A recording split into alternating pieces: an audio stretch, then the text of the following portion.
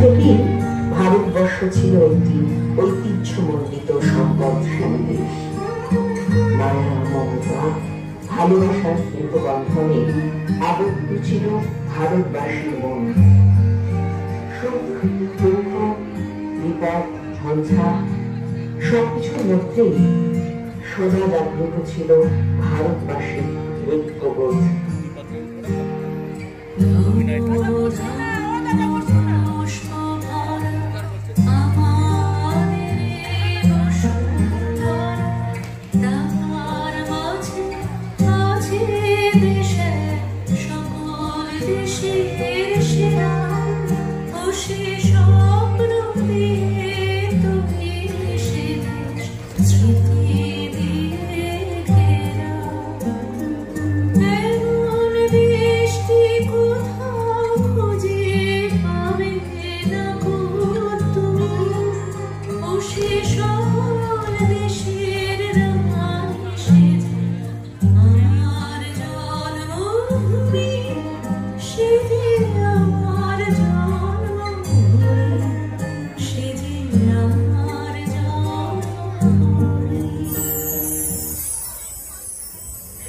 বাণিজ্যের আড়ালে উপনিবেশিকতাবাদের উদ্দেশ্য নিয়ে ভারত ভূমিতে পদার্পণ করল ইংরেজ।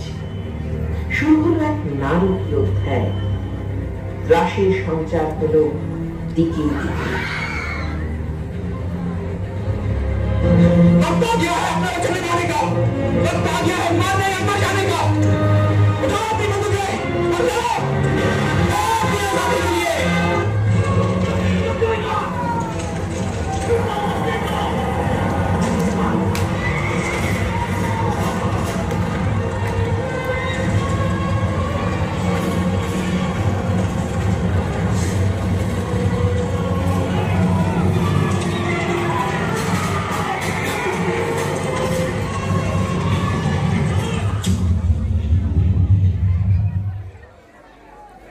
স্বাধীনতা সংগ্রামে পুরুষদের পাশাপাশি যুক্ত হলেন নারীরাও।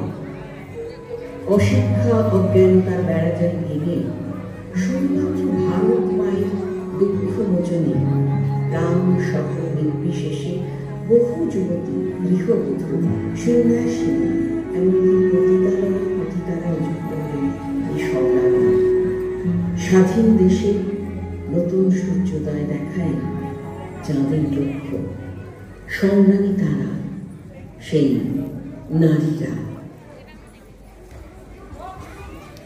भारतवर्ष एक महान सभ्यता जहाँ मिट्टी भी सोना थी और दिलों के दरवाजे हर मेहमान के लिए खुले थे। इन्हीं दरवाजों से एक दिन घुस आए कुछ खूब शैतानी इरादे। हिंसा और अत्याचार के सामने जब घायल हो रही थी हर आत्मा, तब इस मिट्टी के गर्भ से उठ खड़ी हुई मणिकर्णिका।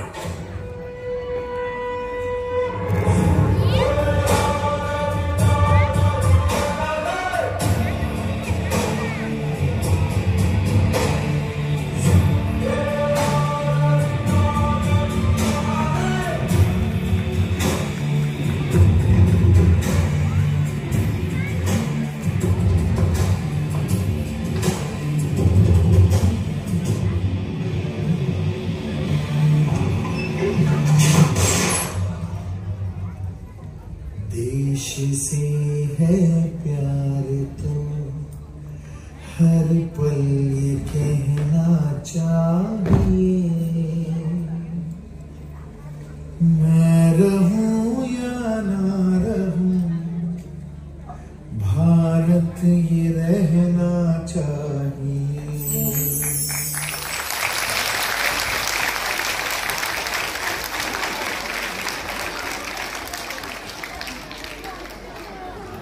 সশস্ত্র সংগ্রামী বিপদসঙ্গের পথে এতদিন যাদের প্রবেশ নিষিদ্ধ ছিল তাদের অন্যতম কল্পনা দত্ত।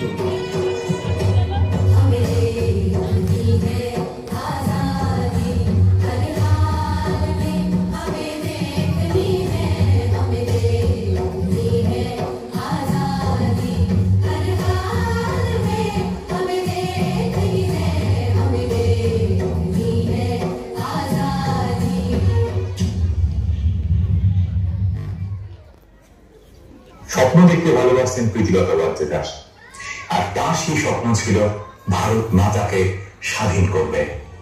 আর এই স্বাধীন করার জন্য তিনি ঝাঁপিয়ে পড়লেন ভারতবর্ষের স্বাধীনতা আন্দোলনে। প্রীতিলতা বন্দ্যোপাধ্যায়ের নেতৃত্বে চট্টগ্রামের পাহাড়তলির ইউরোপীয় ক্লাব আক্রমণ করা হয়। সেখানে বিপ্লবীরা এক উচ্চপদস্থ ইংরেজ অফিসারকে হত্যা করে এবং আরো কয়েকজনকে আহত করেন। তবে শেষ পর্যন্ত পুলিশের হাতে গ্রেফতার হওয়ার আগেই তিনি পটাশিয়াম সাইনাইড খেয়ে আত্মহত্যা করেন। মাকে লেখা তার একটি চিঠি। মাগো, তুমি আমায় ডাকছিলে? আমার যেন মনে হলো তুমি আমার শিয়রে বসে কেবলই আমার নাম ধরে ডাকছ, আর তোমার অশ্রু জলে আমার বক্ষ ভেসে যাচ্ছে। মা, আচ্ছা মা, তুমি কি সত্যি কাঁদছ? আমি তোমার ডাকে সাড়া দিতে পারলাম না মা। তুমি আমায় ডেকে ডেকে হয়রান হয়ে চলে গেলে। মা, তুমি আমায় ক্ষমা করো, তোমার বড় ব্যথা দিয়ে দিলাম মা। আমি স্বাদিষ্টরণী চোখের জল মোছাবার জন্য বুকে রক্ত দিতে এসেছি। তুমি আমার আশীর্বাদ করো, নইলে আমার মনোবাঞ্ছা পূর্ণ হবে না মা। তুই ফেলে এসেছিস কারে মন মন রে আমার, তাই জন্ম গেল শান্তি পেলি না রে মন মন রে আমার। তুই ফেলে এসেছিস কারে মন মন রে আমার।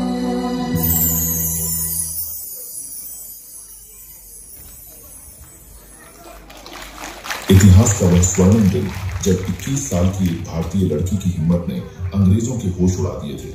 साथ ही इस लड़की ने उस रूढ़िवादी सोच को भी जड़ से हिला दिया कि हथियार चलाना सिर्फ पुरुषों का काम है। जिसने महज 21 वर्ष की आयु में चलाई गवर्नर पर गोली। 21 साल की इस लड़की का नाम था बीना दास।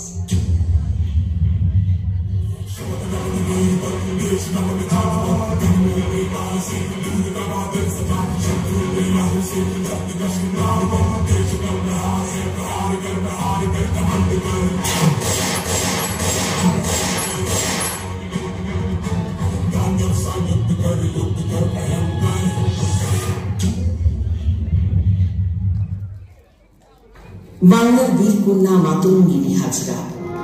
দিনটা 1942 সালের 29 সেপ্টেম্বর। মাতঙ্গিনী স্বেচ্ছাসেবকদের বুঝিয়ে দিয়েছেন যে দল বেঁধে কিভাবে কাজ করতে হবে।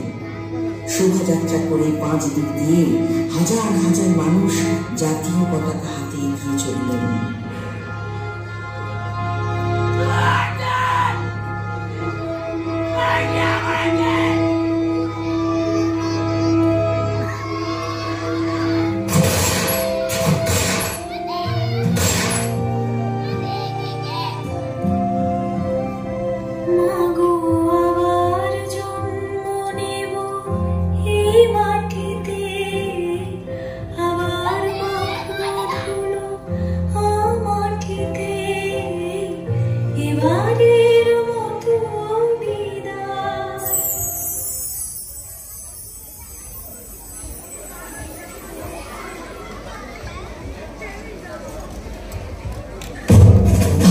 स्वतंत्रता आंदोलन में क्रांतिकारी महिलाओं ने भी अतुलनीय योगदान दिए हैं। ऐसी ही एक क्रांतिकारी महिला का नाम था डॉक्टर लक्ष्मी सहगल, जिन्होंने नेताजी सुभाष चंद्र बोस के द्वारा स्थापित आजाद हिंद फौज के लिए हाथों में बंदूक थामी और शेरनी की तरफ अंग्रेजों के खिलाफ युद्ध में लड़ी।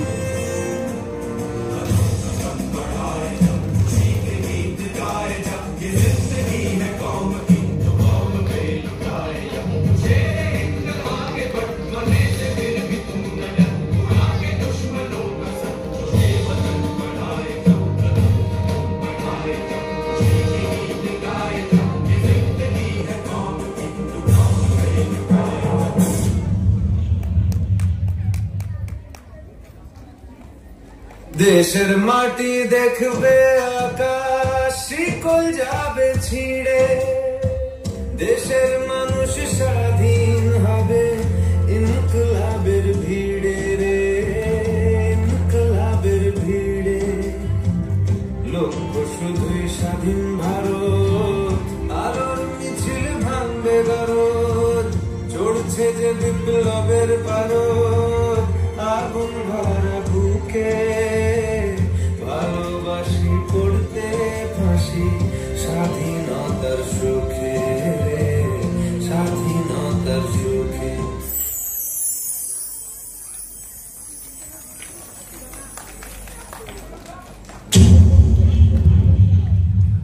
छुप छुप के डर डर के नहीं, सामने से वार करना होगा।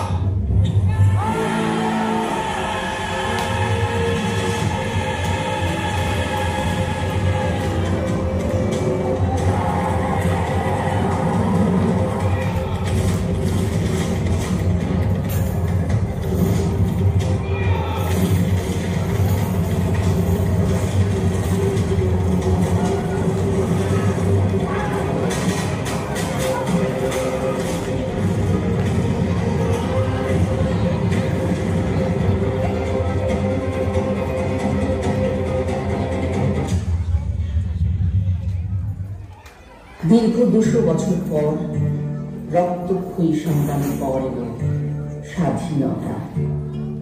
1947 সালে 15ই আগস্ট নীল আকাশে উদিত হলো স্বাধীনতার প্রথম সূর্য। A moment comes, which comes but rarely in history, when we step out from the old to the new, when an age ends, and when the soul of a nation, long suppressed, finds utterance. It is fitting that at this solemn moment we take the pledge of dedication to the cause of India and her people, and to the still larger cause of humanity. At the stroke of the midnight hour, when the world sleeps, India will awake to life and freedom. Vande Mataram, Vande Mataram, सुजलां सुफलां मलयज शीतलम्, शस्य श्यामलं मातरं, वंदे मातरम, वंदे मातरम। রচিত হল স্বাধীন ভারতের সংবিধান। নারী, পুরুষ, আবাল, বৃদ্ধ, বনিতা সকলেই পেল স্বাধীনতা। কিন্তু প্রশ্ন চিহ্ন থেকে গেল একটি ক্ষেত্রে, নারীরা কি আদৌ পেল স্বাধীনতা?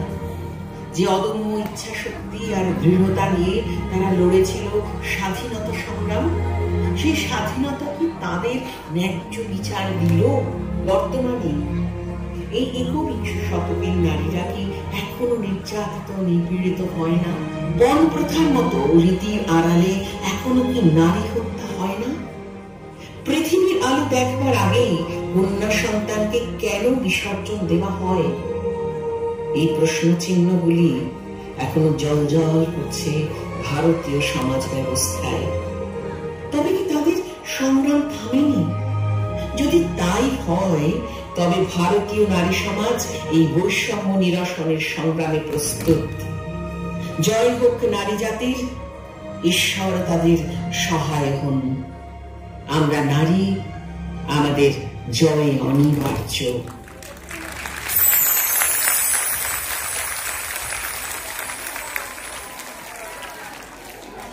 बोले